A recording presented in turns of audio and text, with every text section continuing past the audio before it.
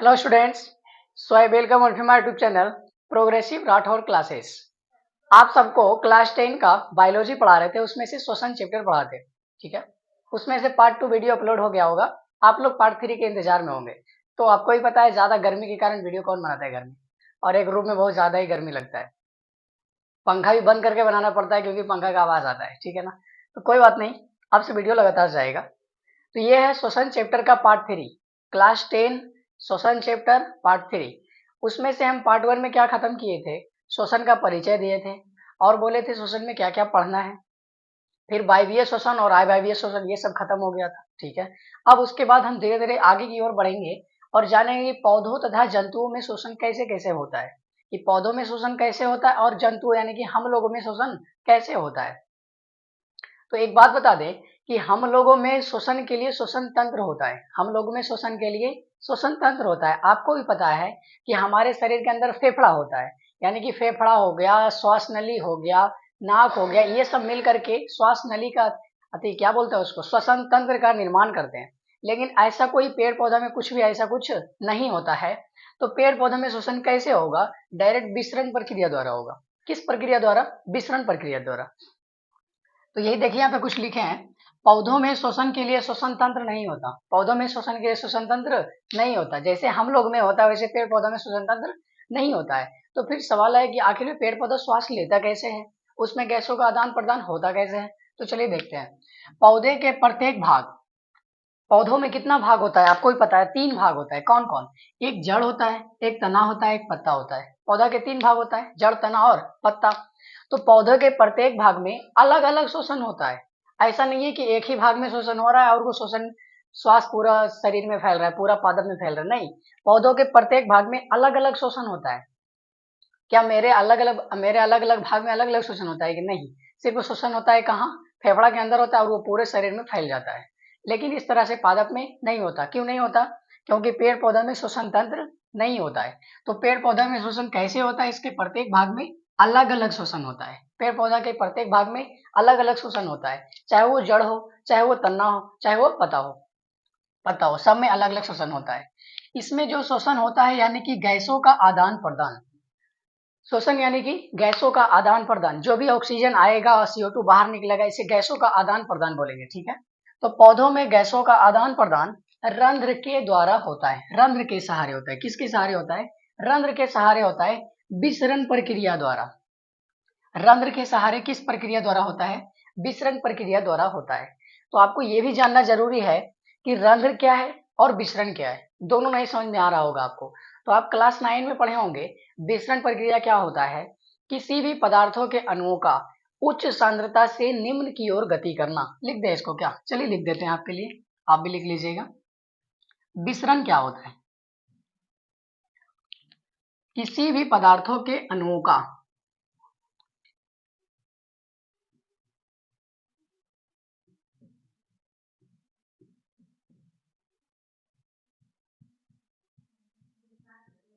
उच्च सांद्रता से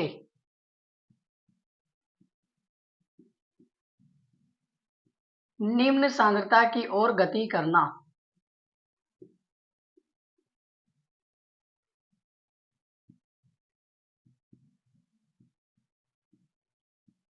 विसरण कहलाता है। निम्न सांद्रता की ओर गति करना क्या कहलाता है?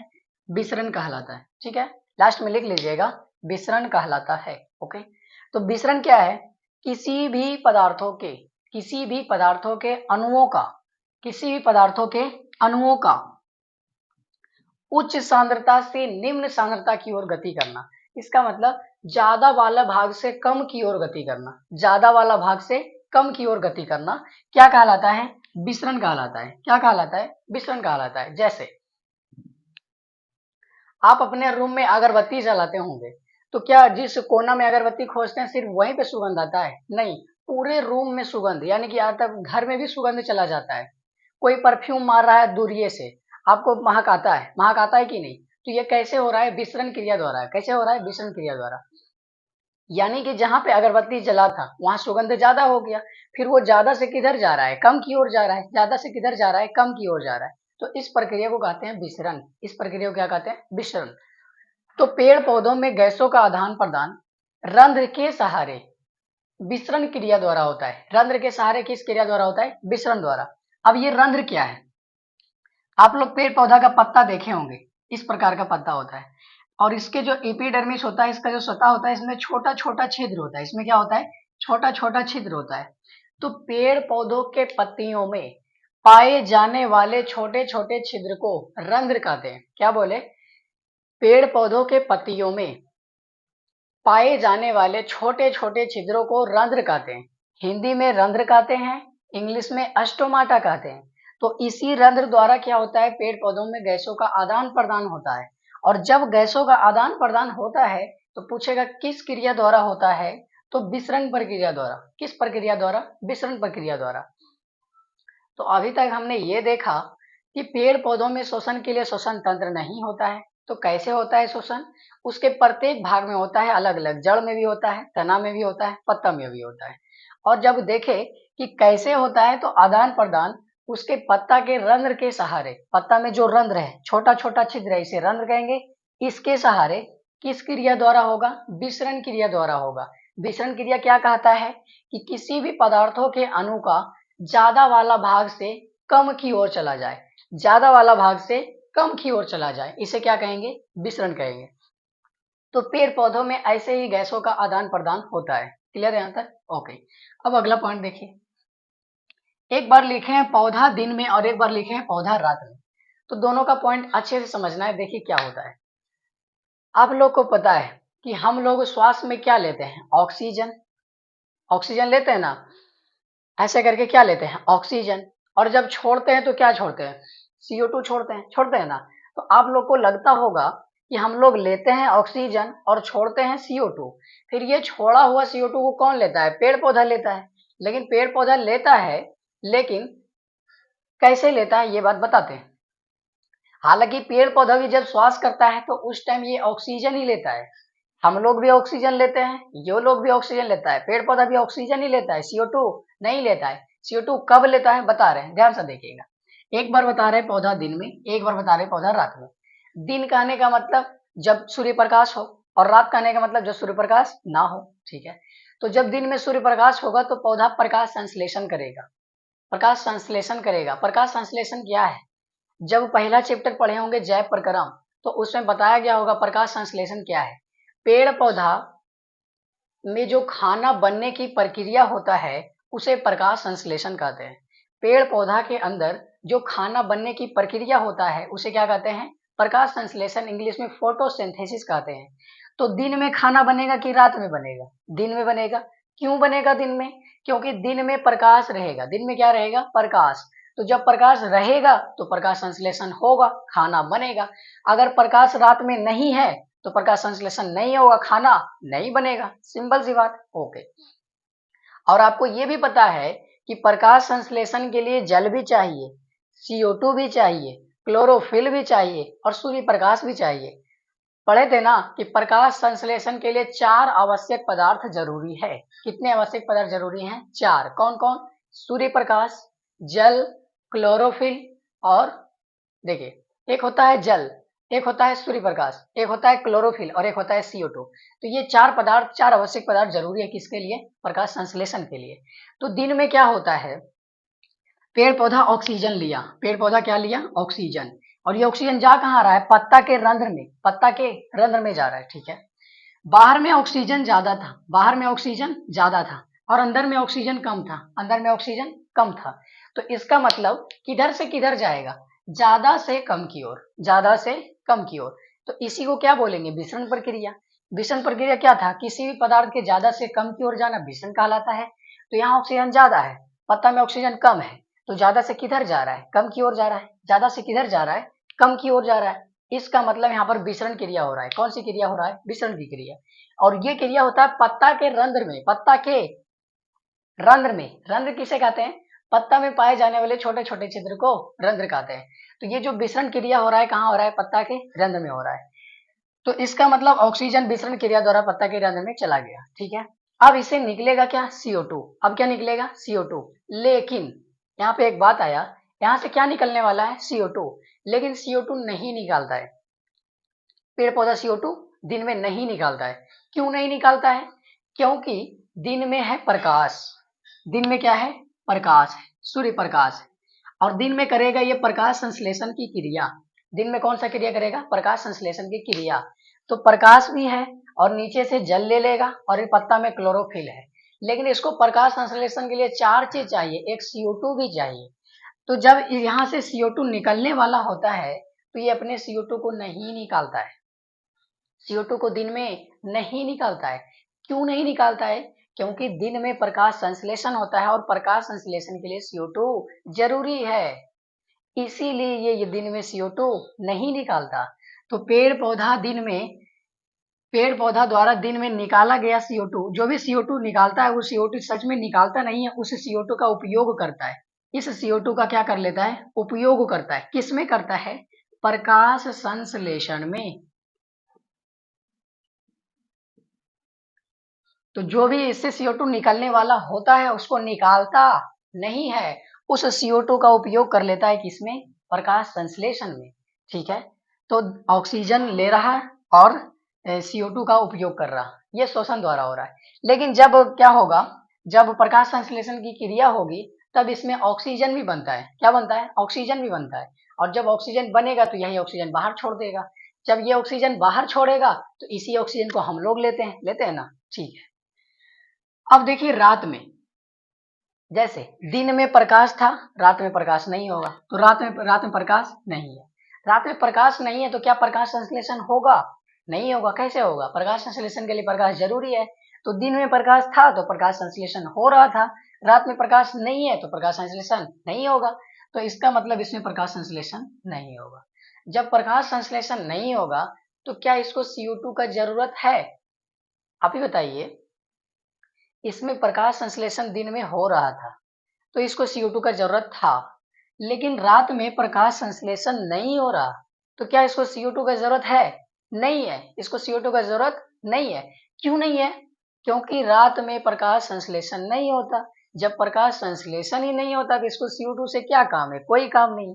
इसमें प्रकाश संश्लेषण हो रहा था तो इसीलिए तो CO2 का उपयोग प्रकाश संश्लेषण में कर रहा था, लेकिन इसमें प्रकाश संश्लेषण ही नहीं हो रहा है क्योंकि रात है, इसलिए इसको CO2 का जरूरत नहीं है। तो ये अपना CO2 क्या करता है? बाहर छोड़ देता है। तो रात में पौधा ऑक्सीजन लेता है और छोड़ता क्या है? CO2 छोड़ता है। तो ये CO2 छोड़ रहा है और ऑक्सीजन ले रहा, CO2 छोड़ रहा और ऑक्सीजन ले रहा। अच्छा, दिन में CO2 नहीं छोड़ा। क्यों नहीं छोड़ा? क्योंकि इस CO2 का उपयोग किसमें कर लिया? प्रकाश संश्लेषण में कर लिया। किसमें कर लिया? प्रकाश संश्लेषण में। रात में CO2 छोड़ रहा है, रात में CO2 छोड़ रहा है। क्यों छोड़ रहा है? क्योंकि रात में प्रकाश संश्लेषण नहीं हो रहा है। तो प्रकाश संश्लेषण ही नहीं हो रहा है तो CO2 का क्या काम है? कोई काम नहीं, इसलिए छोड़ दे रहा है। इसलिए आप लोग को सुने होंगे कि बोलता है कि बड़े बड़े पेड़ पौधे के नीचे रात में नहीं सोना चाहिए। बोलता है ना कि पेड़ पौधों के नीचे रात में नहीं सोना चाहिए। क्यों? क्योंकि ये रात में CO2 निकालता है और ऑक्सीजन लेता है। रात में CO2 निकालता है और ऑक्सीजन लेता है। तो हम लोग भी यही करते हैं, ऑक्सीजन लेते हैं और CO2 निकालते हैं। ये भी यही कर रहा है, ऑक्सीजन ले रहा है और CO2 निकाल रहा है रात में। रात की कहानी बता रहे हैं। इसलिए रात के समय पेड़ पौधा के नीचे नहीं सोना चाहिए, क्योंकि वहां पर ऑक्सीजन की कमी हो जाएगी और इससे आपका श्वास फूल सकता है, आपकी मृत्यु भी हो सकती है। इतना भयानक होता है ये चीज। ओके, तो क्या पेड़ पौधों में शोषण कैसे होता है? समझ आ गया? फिर से बता दें इसको क्या? चलिए फिर से रिविजन कर देते हैं। पेड़ पौधों में हम लोगों के जैसा श्वसन तंत्र नहीं होता है। तो श्वसन होता है अलग अलग जगह, जड़ में अलग से होगा, तना में अलग से होगा, पत्ता में अलग से होगा, अलग से होता है। लेकिन पत्ता में कैसे होता है? विसरण क्रिया द्वारा और अस्टोमाटा के सहारे। किसके सहारे? अस्टोमाटा या रंध्र के सहारे। तो रंध्र किसे कहते हैं? बताइए, रंध्र किसे कहते हैं? पत्तियों में पाए जाने वाले छोटे छोटे छिद्र को रंध्र कहते हैं। इसी के द्वारा क्या होता है?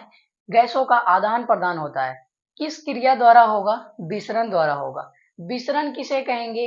कोई भी पदार्थ ज्यादा वाला भाग से कम की ओर गति करे, इसे विसरण कहेंगे। तो ऐसे ही पेड़ पौधों में गैसों का आदान प्रदान होता है। फिर बताए कि दिन में जो पौधा CO2 निकालने वाला होता है उसे निकालता नहीं है, क्योंकि दिन में प्रकाश संश्लेषण करता है और प्रकाश संश्लेषण के लिए CO2 जरूरी है। तो जो भी CO2 निकालने वाला होता है उसको नहीं निकाल करके CO2 का उपयोग कर लेता है, किसमें? प्रकाश संश्लेषण में। लेकिन रात में ऐसा कहानी नहीं है, रात में तो प्रकाश ही नहीं है, तो प्रकाश संश्लेषण भी नहीं है। जब प्रकाश संश्लेषण नहीं है तो CO2 का कोई जरूरत नहीं है, तो ये ऑक्सीजन लेकर के CO2 आराम से छोड़ देता है, ठीक है ना। तो ये सब हो गया पौधों में शोषण। ये सब किसमें शोषण हो गया? पौधों में शोषण। अब इसके आगे पढ़ेंगे जंतुओं में शोषण। तो फिलहाल क्या कीजिए, इसको नोट कर लीजिए।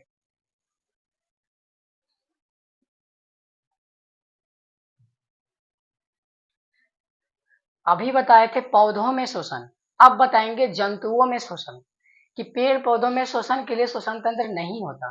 क्या जंतुओं में जंतु के लिए शोषण तंत्र होता है? हाँ, जंतुओं में जंतुओं के लिए शोषण तंत्र होता है, लेकिन उसमें भी दो टाइप का जंतु हो जाता है। बहुत बड़े बड़े जंतु हो जाते हैं और बहुत छोटे छोटे जंतु हो जाते हैं। इसका कहने का मतलब, कुछ जीव होते हैं जिसका शरीर एक कोशिका का बना होता है, तो उसमें शोषण के लिए शोषण तंत्र नहीं होता, उसमें भी शोषण के लिए शोषण तंत्र नहीं होता। लेकिन कुछ सरल जीव होते हैं जैसे बहुकोशिकीय जीव, जैसे हाइड्रा, उसमें भी शोषण के लिए शोषण तंत्र नहीं होता।